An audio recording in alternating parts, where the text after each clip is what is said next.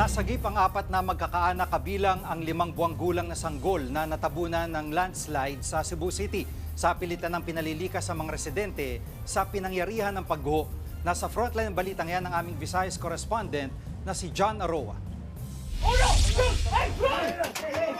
Tulong-tulong ang mga magkakapitbahay na alisin ang mga yero at kahoy na gumuho sa bahay sa Barangay Buhisan, Cebu City. Sinagip nila ang isang pamilyang natabunan ng lupa at bato dahil sa landslide nitong Sabado ng gabi. Nasa loob ng bahay noon ang magka-live na si Renel Tangayan at Riana Ababon at ang 5 buwang gulang nilang sanggol na babae. Kasama ring nadaganan ang 74 na taong gulang na ama ni Renel na si Pio Fernandez. Pahirapan ang pagkuha sa mga biktima dahil bukod sa lupa, may malaking bato rin na nakaharang. Umabot ng 1 oras bago nahugot ang mga biktima. Unang nakuha si Renel.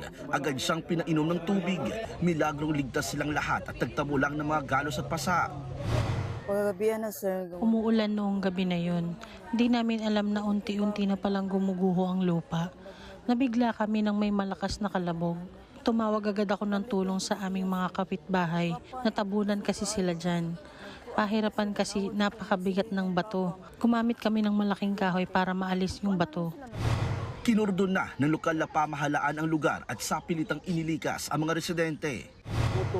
Dahil sa sunod-sunod na pag-uulan, kaya nagka-landslide. Sunod-sunod naman kasi ang dahilan ng landslide dyan sa Buhisan. Ang terrain kasi dyan, ang lugar dyan ay landslide prone area talaga.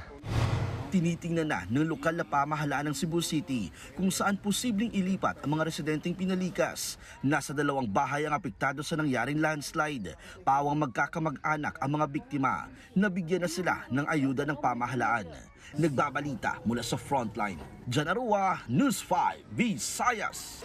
Mga kapatid, Jiggy Manikad po, iba na ang may alam at may pakialam sa panahon ngayon.